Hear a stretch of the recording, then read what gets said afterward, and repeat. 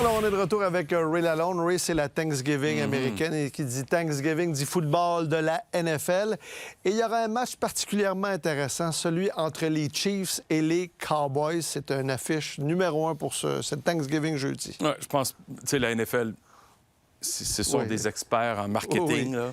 Puis c'est un rouleau compresseur, cette opération-là. En passant, il n'y a pas un match de hockey jeudi, puis il n'y a pas un match de la NBA non plus. On laisse la place. Tu comprends? Oui. Ils sont intimidés par la présence de la Ligue nationale de football, la NFL. Ils sont pas là, donc on se retire complètement, puis on laisse le football dominer.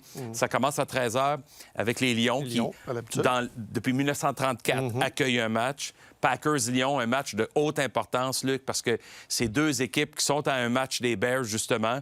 Puis malgré le fait que les trois ont des fiches gagnantes, je suis pas sûr que les trois font les séries. Alors, c'est toujours des... Quand tu arrives à 12e, 13e semaine de la saison, là, comme ça, il faut que tu sois très prudent, puis tu peux pas échapper des matchs. Mais à 16h30, les Chiefs qui s'en vont à Dallas. Dallas aussi accueille un match du Thanksgiving depuis très longtemps. Mais l'attrait des Chiefs comme champions perpétuel depuis plusieurs années, puis finaliste l'an dernier. Et les Cowboys, America's Team, comme on dit. Luc, tu peux pas avoir deux équipes aujourd'hui qui mobilisent les gens. Il y a beaucoup de gens qui détestent les Cowboys aux États-Unis parce qu'ils sont détestables. Tu comprends? Mais ça demeure une équipe excessivement populaire. On s'attend à des audiences qui vont être intéressantes. L'an dernier, les 3 matchs au Thanksgiving avaient attiré un total de 141 millions d'Américains. Bon. C'est 3 matchs excellents. Là, mais je pense que celui des Cowboys-Chiefs, parce que tu peux pas vraiment avoir deux équipes qui attirent plus, je pense que ça va dépasser un 40 millions pour un match en saison régulière qui rejoindrait un chiffre style finale d'association en série. Évidemment, c'est pas le Super Bowl, mais un chiffre record potentiellement pour un match de saison régulière. Parce que, justement, Luc, les deux ne peuvent pas perdre un match. Les Chiefs à 6-5 puis les Cowboys à 5-5-1. Exact. Écoute, t'en perds un autre, là, il te reste presque plus d'oxygène d'ici la fin de la saison. Puis les Chiefs ont encore à affronter les Chargers et les Broncos. C'est un calendrier pénible pour eux. Alors ça reste un match à surveiller. Puis en soirée, Ravens-Bengals, peut-être le retour de Joe Burrow, qui, s'il est en santé, va jouer pour le match pour les Bengals. Évidemment, vendredi, c'est le vendredi fou pour ceux qui aiment magasiner en ligne, mais pour la NFL, c'est le Black Friday avec Amazon, puis... Ça aussi, ça va être intéressant. Absolument, parce que, tu sais, depuis qu'Amazon Prime a acheté les droits pour le jeudi soir, par exemple, en exclusivité, il faut que tu sois abonné. C'est pas sur les réseaux traditionnels, classiques comme NBC ou CBS ou Fox. Il faut que tu sois abonné à Prime. Puis tu as les jeudis pendant la saison. Mais puisque jeudi... Là, cette semaine, c'est le Thanksgiving. Les réseaux traditionnels ont ce match-là. Eux, ils ont le Black Friday. Mais ils ont payé une prime supplémentaire. De combien?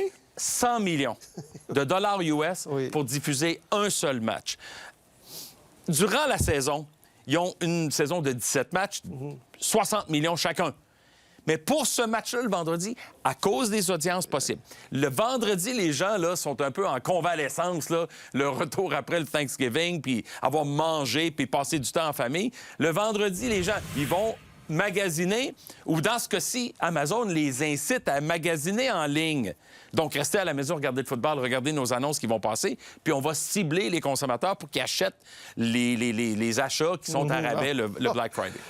Au niveau universitaire, on va avoir droit à un duel entre Ohio State et Michigan. Ça aussi, ça risque de soulever les passions. Bien, moi, je qualifie, Luc, tu sais, en Espagne, El Clasico, Real Madrid versus FC Barcelone, le match, honnêtement, la plus grande rivalité au monde.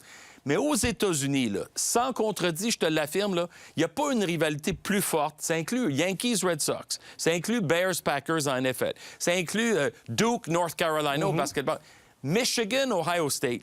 En anglais, on le surnomme « The Game ». Parce qu'à chaque année, c'est à la fin de la saison, c'est souvent décisif. Cette fois-ci, Ohio State est classé numéro 1, 11-0, contre Michigan, numéro 15, 9-2. Fait que il y a une rivalité, mais Michigan a gagné les 4 derniers. Ça a failli coûter le poste à Ryan Day l'an dernier, l'entraîneur d'Ohio State. Ça, c'est un match qui va être à Michigan Stadium, là, à Ann Arbor, en banlieue de Détroit. 110 000 spectateurs. Non, mais ça, il faut que tu vois ça une fois dans ta vie, ce genre de match-là. Puis ça, c'est samedi. Mais les matchs de NFL vont continuer dimanche, plus dimanche soir, plus lundi. Fait que c'est les 5-6 prochains jours où tu vas être inondé de football. C'est pour ça que Thanksgiving égale repas en famille égale football. Bien assis confortablement dans le sofa pendant seulement quelques jours. Bon, Bien sûr. on va aller ailleurs au niveau des différentes ligues, les différents commissaires. Il risque d'y avoir peut-être des changements au cours des prochaines années. Dans les différentes ligues, les commissaires sont là depuis un certain temps. On a d'ailleurs préparé un tableau à cet effet. Comment se portent les ligues là, avec leurs différents commissaires, Ray? Bien, je vais te parler de ça parce qu'il risque d'avoir des changements dans les prochaines années. Si tu regardes les 6 commissaires, puis j'ai inclus Kathy Engelbert de la WNBA, qui est là depuis 2019, c'est la plus récente.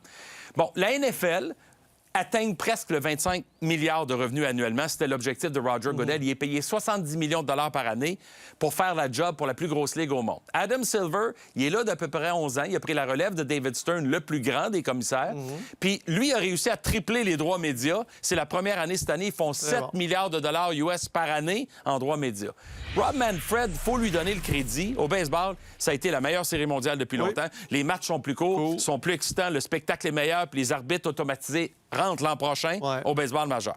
Gary Bettman, on n'en parle pas beaucoup. Ça fait 32 ans qu'il est en poste. C'est le plus ancien de ce groupe-là. Il a 73 ans. La retraite est envisageable un jour pour Gary Bettman, bientôt. Qui pourrait lui succéder, c'est ça? Bien, moi, je pense que Bill Daly est dans la mire parce que lui-même... Mais il a 61 ans, Bill Daly, puis ça fait 29 ans qu'il est là. Je pense qu'aujourd'hui, là, qu'il faut regarder peut-être vers un nouveau visage en termes de commissaire de ligue, puis avec des critères un peu différents. Et au niveau... qu'est-ce qui définit un bon commissaire en 2020? Moi, je pense qu'aujourd'hui, c'est un gars plus moderne, moins basé sur les relations de travail, puis l'association des joueurs, puis les conflits de travail, plus sur la technologie, le numérique, la politique, les relations interpersonnelles avec les propriétaires, parce que là, il y a de la politique interne. Fait qu'il y a beaucoup de choses à gérer. C'est très complexe, une expertise très rare. Fait qu'on va voir ce que ça va donner dans les prochaines années, mais on va voir des changements vis-à-vis les têtes dirigeantes de ces grands. Parce que les réalités ne sont plus les mêmes aujourd'hui, puis la suite est... La business a évolué, puis on cherche des générateurs de revenus modernes. Merci beaucoup, Ray. Bonne Thanksgiving. Merci beaucoup.